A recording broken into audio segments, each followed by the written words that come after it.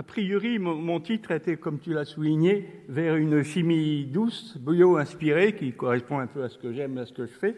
Mais comme le thème du colloque était sur la mémoire, il ne faut pas oublier que le futur est quand même lié à ce qui a été fait au passé, et en particulier au tableau périodique, d'où ces deux titres à mon exposé.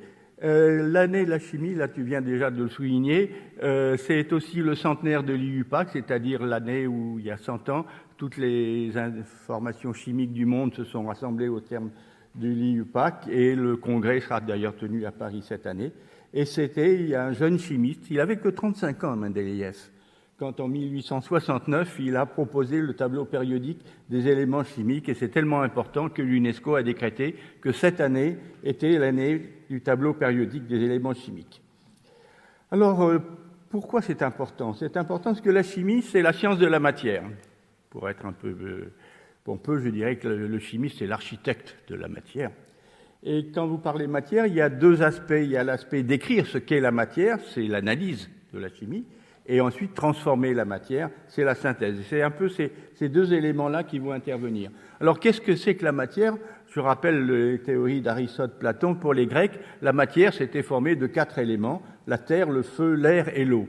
Et pendant très longtemps, pendant des siècles, c'est resté un dogme pour tout le monde.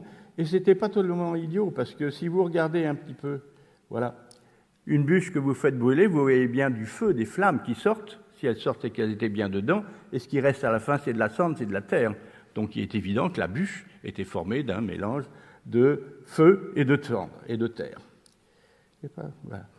Alors par contre, si on arrive au XVIIIe siècle, au début du XVIIIe siècle, on ne connaissait pas grand-chose. C'était encore l'alchimie, etc. On connaissait une douzaine d'éléments, c'est tout. De tout le tableau périodique, on connaissait que ces éléments qui sont marqués ici. Et en fait, il fallait maintenant chercher quels étaient les autres éléments constitutifs de la matière. Et donc, ça a été un petit peu le problème de tous les chimistes de cette époque-là, qui sont connus pour avoir découvert des éléments. Par exemple, Vauquelin qui a découvert le chrome et le beryllium, Berzelius, le silicium, Lavoisier, l'oxygène, Mendeleïev, à la fin, qui a rassemblé tout ça sous forme d'un tableau périodique.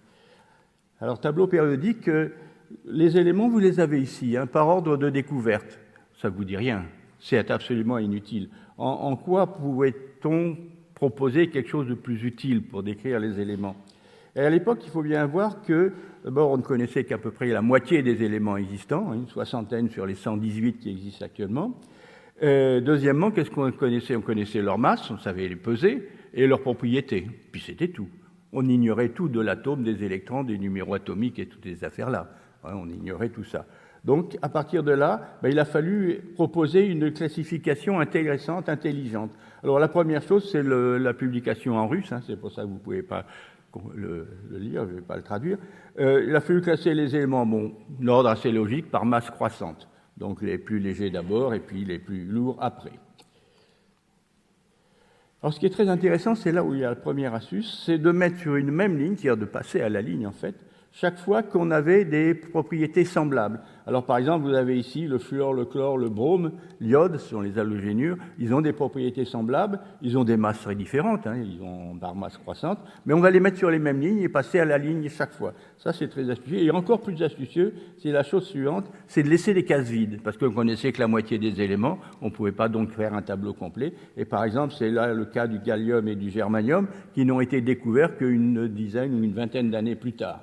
Mendeleïev avait laissé des cases vides, carbone, silicium, ok, c'est un peu les mêmes propriétés. Au milieu, il y avait quelque chose qu'on ne connaissait pas, mais qui était simplement le germanium. Alors, qu'est-ce que va apporter le tableau périodique? Je dirais d'abord qu'il va apporter une vision, une classification raisonnable, rationnelle des éléments. Alors, je prends un peu l'image de la musique. Je dis que la chimie, c'est comme de la musique. La musique, vous avez une portée et vous avez les 7 notes de la gamme. Et avec ces 7 notes uniquement, vous pouvez créer une symphonie. Ça va être un peu cela que le tableau périodique va apporter. Le tableau périodique vous apporte la portée, c'est-à-dire l'ensemble des éléments bien classés. Et si vous prenez simplement quelques-uns de ces éléments, vous allez pouvoir recréer la vie, recréer la matière. Alors j'ai pris l'exemple ici de l'ADN, bien évidemment, vous connaissez. Il suffit de 5 atomes, carbone, hydrogène, azote, oxygène, phosphore. Avec ces 5 atomes, vous allez synthétiser 4 molécules. Les 4 bases azotées qui sont signalées A, T, C et G. Et ces 4 bases, elles vont s'assembler spontanément, 2 à 2, pour former la double hélice d'ADN. Donc vous voyez, c'est vraiment quelque chose de magnifique, l'ADN, à partir simplement de 5 atomes. C'est vraiment une symphonie à partir de quelques atomes. Et ça a vraiment marqué un tournant dans la chimie, qui est passé de l'analyse, chercher quels étaient les éléments constitutifs de la matière, à la synthèse, c'est-à-dire à fabriquer des nouveaux matériaux, des nouvelles molécules. Ce que Berthelot disait, la chimie crée son objet.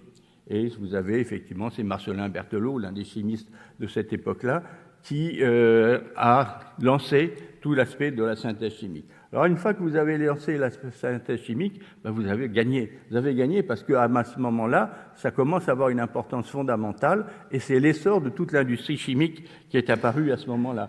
Alors c'est la synthèse des colorants synthétiques par Bayer et c'est la BASF que vous connaissez tous.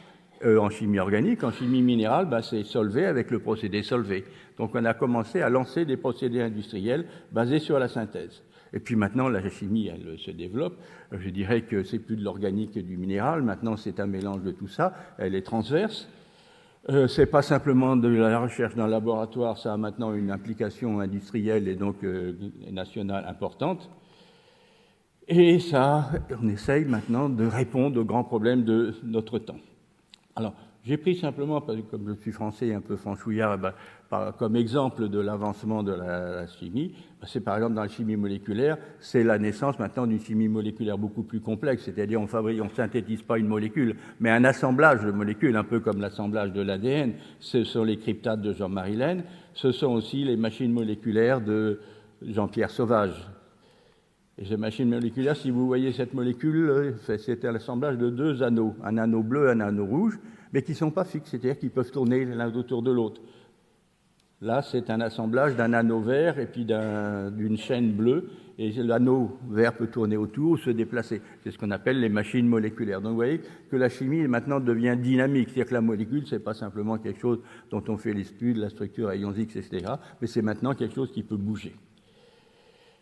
Il y a aussi, aller encore plus loin, c'est la synthèse de molécules géantes, c'est-à-dire les polymères. Et bien sûr, le 19e siècle, le 20e siècle, ça a été tout le développement de la chimie des polymères, des matériaux, avec le prix Nobel de Staudinger en 1953. Mais ça a été aussi l'apport du prix Nobel de l'an 2000, donc pas très vieux encore, qui montrait les propriétés électroniques. C'est-à-dire que ces polymères pouvaient avoir des propriétés électroniques comme le silicium, le germanium, etc. Et c'est le lancement de toute une électronique moléculaire ou une électronique souple qui permet de faire des panneaux photovoltaïques qui sont souples, puisqu'ils sont en polymère. Aussi très utilisés, c'est tous les dispositifs d'affichage, en particulier les OLED, c'est-à-dire les LED, les diodes électroluminescentes organiques.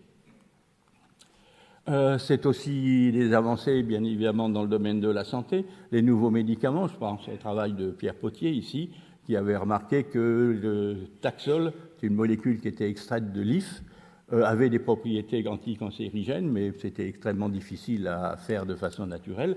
Et il a lancé la synthèse chimique de ces affaires-là. Et c'est le Taxotere, qui est un médicament maintenant bien connu et très développé.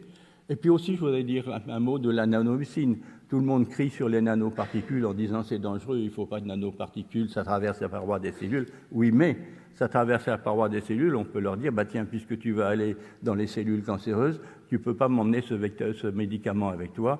Et c'est un peu le principe de servir de vecteur pour des médicaments qui vont aller s'injecter dans le circuit sanguin et aller simplement tuer les cellules cancéreuses.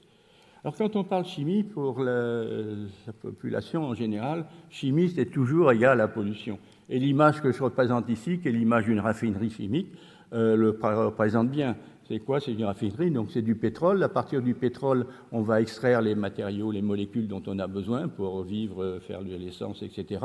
Mais vous voyez qu'on va faire ça en chauffant, en dégradant une matière qui est déjà très sophistiquée, hein, et bien sûr, ça ne va pas être très écologique. Alors, par contre, si on regarde la nature à côté, vous avez un arbre. C'est quand même beaucoup plus joli, c'est beaucoup plus sain. Et si vous réfléchissez un peu, en fait, l'arbre fait exactement ou à peu près la même chose que la raffinerie. Mais il fait comment l'arbre? Il va prendre des matières premières, mais ce n'est pas du pétrole. Il va prendre des matières premières, c'est du CO2 et de l'eau, naturelle, hein, et qui sont facilement recyclables. Et puis il va les transformer par photosynthèse en molécules de la vie, en glucides, etc. Donc c'est la même dynamique, la même chose, mais pas du tout de la même façon. Et c'est pour ça que j'avais écrit il y a quelques années un article dans Le Monde qui disait ça vient de s'inspirer de la nature en fait pour créer une chimie douce, c'est-à-dire l'image là vers la nature bio-inspirée.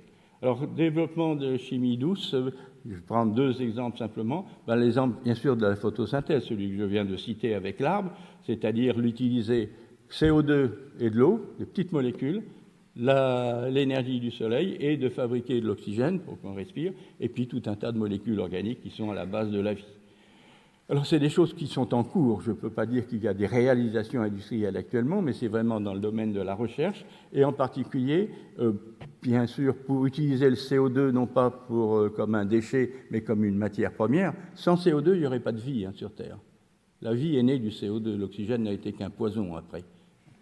Bon, ça veut dire que c'est quand même une matière première importante, et ce qu'on essaye de faire, c'est des molécules qui sont des petites molécules, du CO, de l'acide formique, du méthanol. Pour ça, le problème, c'est essentiellement un problème de chimie, de faciliter les réactions, et c'est typiquement de trouver les bons catalyseurs. Alors ça, c'est la photosynthèse naturelle, qui consiste à partir du CO2 et à le valoriser. Et la photosynthèse artificielle, c'est un peu la même idée, mais on va prendre de l'eau. On va prendre de l'eau et on va simplement séparer l'hydrogène de l'oxygène, la dissocier, de façon à faire de l'hydrogène qui va être ensuite une source d'énergie pour faire des moteurs, par exemple. Alors, c'est simplement, on va faire 2 dépôts sur une cellule solaire qui va récupérer l'énergie du soleil et fournir des électrons, et vous allez avoir des réactions qui, à l'anode, vont fabriquer de l'oxygène, à la cathode, vont fabriquer de l'hydrogène. Et vous pouvez faire ce qu'on appelle une feuille artificielle, simplement avec votre cellule photovoltaïque. D'un côté, vous allez faire de l'oxygène, de l'autre côté, de l'hydrogène. Dernier exemple que tu as cité juste avant, dans un autre domaine tout à fait différent, c'est le domaine du verre. Le verre, vous connaissez, c'est un matériau qui est très ancien, mais qui est quand même fait à 1000 degrés. Donc on peut se dire il y a peu de chances de trouver des organismes vivants capables de faire du verre, sauf bien sûr l'homme et son intelligence. En fait, ce n'est pas tout à fait vrai, parce que si vous regardez dans le plancton, vous avez des micro-organismes qui s'appellent les diatomées, que tu as cités, et ce sont des algues unicellulaires, donc une seule cellule, et qui se protègent avec une carapace qui est faite en verre. Et cette carapace qui est faite en verre, évidemment, le verre n'est pas fabriqué à 1000 degrés, il est fabriqué dans l'eau à température ambiante, et en mettant en jeu des réactions de polymérisation en chimie minérale pour faire de la silice, et non pas en chimie organique pour faire des polyvinyles ou des choses comme ça. Et alors, si vous prenez exemple sur la nature, vous allez fabriquer des nouveaux, c'est ce qu'on appelle les procédés Sol-Gel, des nouveaux matériaux dans lesquels vous êtes compatible avec la chimie organique. Et vous faites des matériaux hybrides, je vais montrer une image ici pour vous montrer qu'ils sont jolis, organo-minéraux, il y a autant d'organes que du minéral, mais c'est compatible aussi avec la biologie, et en particulier, vous pouvez piéger, encapsuler des micro-organismes là-dedans, et à ce moment-là, les traiter comme un matériau, c'est-à-dire faire des pastilles, des fibres, des films, etc., dans lesquels vous avez des micro-organismes vivants qui continuent leur métabolisme et qui vont pouvoir servir à faire des bioréacteurs ou des biocapteurs. Voilà, c'est terminé, et je rends hommage quand même à Léonard de Vinci qui nous disait « Observez la nature, là est notre futur ». Merci.